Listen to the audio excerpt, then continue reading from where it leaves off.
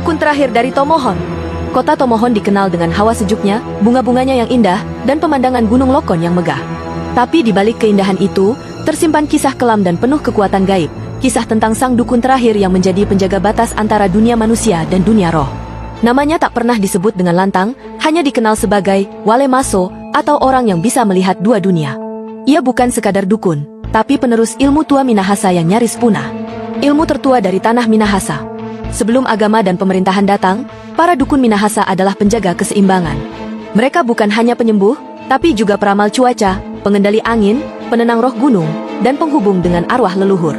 Ilmu ini diturunkan lewat lisan, disertai ritual, puasa di gua, dan komuni dengan makhluk tak kasat mata.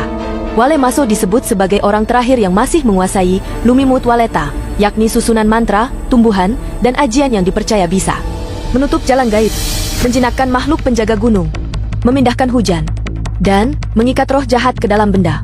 Pertarungan melawan kolonial dan makhluk hitam. Di masa penjajahan Belanda, Wale Maso dianggap pengganggu kekuasaan karena ia menyembuhkan rakyat tanpa izin. Ia menolak mengganti praktik adat dengan gereja. Ia menyebarkan mantra penolak kerja paksa. Belanda mengirim serdadu untuk menangkapnya di sebuah malam gelap. Tapi saat tiba di gubuknya, semua prajurit jatuh pingsan tanpa luka. Ketika bangun, mereka bicara dalam bahasa aneh dan kehilangan arah selama 3 hari. Dalam catatan rahasia Belanda, disebutkan, Witchman Tomohon sangat berbahaya. Tidak bisa disentuh. Gunung dan kabut melindunginya. Namun, bukan hanya Belanda yang ingin menghentikannya. Konon, ada dukun hitam dari luar tanah Minahasa yang ingin mengambil tanah Tomohon sebagai medan ajian gelap. Mereka mengirim makhluk hitam berwujud manusia besar tanpa wajah untuk menyerang. Pertempuran terjadi bukan dengan senjata tapi dengan mantra dan cahaya dari langit. Warga yang menyaksikan berkata, petir menyambar ke satu titik tanpa badai, lalu hening, dan bau daun hangus menghilang dalam kabut. Setelah pertempuran itu, Wale Maso menghilang. Gubuknya ditemukan hangus sebagian, tapi tidak ada mayat. Hanya tersisa tongkat ukiran naga dan satu kantong kecil berisi tanah merah dan rambut.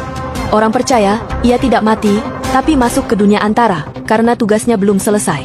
Beberapa warga melaporkan melihat sosok tua berdiri di pinggir jurang Gunung Lokon saat kabut tebal. Mendengar suara nyanyian mantra dari dalam hutan saat malam Kamis Legi. Dan seorang wanita sakit parah sembuh total setelah bermimpi dikunjungi dukun berjubah hitam. Warisan yang tidak bisa dicuri. Sebelum menghilang, Wale Maso sempat berkata kepada muridnya, ilmuku tidak bisa diwariskan lewat tulisan, hanya lewat hati yang suci. Sejak saat itu, tidak ada lagi dukun setara dirinya. Beberapa mencoba meniru, tapi gagal.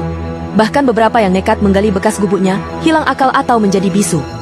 Kini, bekas tempat tinggalnya ditutupi pohon dan batu. Warga menyebutnya, pintu Halimun, gerbang kabut. Tak ada yang berani bermalam di